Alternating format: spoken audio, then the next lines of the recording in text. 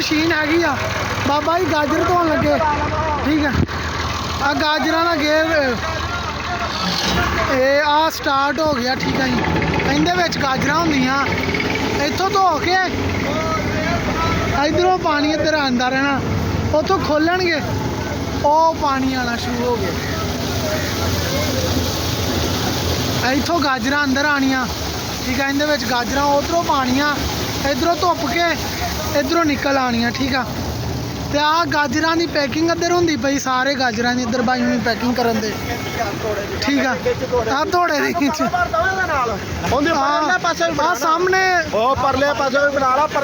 बना इत्थों जी इत्थों आंदियां गाजर आंदियां इत्थों बाकी गाजर धोतियां जांदियां तो खाले चो अगले पानी चकते होंगे ठीक है। इत्थों खाले च पानी चक के विच सुट्टना उधरों दी गाजर सुट्टनियां ते इधरों पैकिंग बंद हो जानी ठीक है। हाँ बंद करवा ली ठीक है। स्पैशल आपां चलाई हैगी सी ठीक है। तो सर आ सारू नहीं ताड़ी जमीन दे विचों गाजरां पट के पैकिंग गाजरां पट के पैकिंग करके तुहानूं इस तरीके नाल देणगे सर। सर अपना जरा नंबर दस दो तो अपना नाम दस्सिओ। मोहम्मद सदीक ठीक हो गया सर। नंबर 86 ठीक हो गया।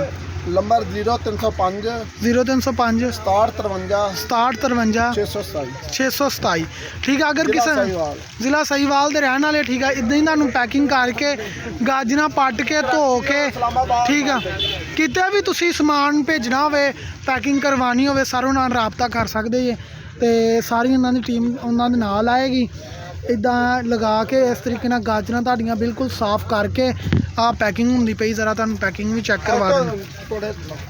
आ देख लो आ देखो कितनी प्यारी गाजर साफ हुई है। मार्केट चो जिन्नी भी गाजर देख लो बेहतरीन साफ सर ज़्यादा ना खोलो उन्होंने दोबारा काम करना। गाजर देख लो कितनी ज़्यादा साफ बेहतरीन करके अगले ने साफ करके बिल्कुल साफ आ कोई कंप्लेन नहीं आएगी।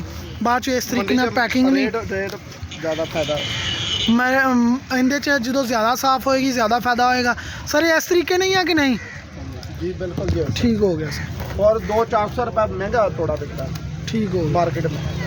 साफ सुथरा करके अगर बेचोगे 200-400 रुपया वध विकेगा। सारी स्टाकिंग इन्हां दी आ तुहाडे सामने आ ते आ इन्हां दी मशीन आ इन्हां दे नंबर जिहड़े आ इन्हां ने तुहानूं दस दित्ता। सर एक बारी फिर अपना नंबर दस दिओ। 0305 0305 6753 6753 627 627 ओके हो गया सर।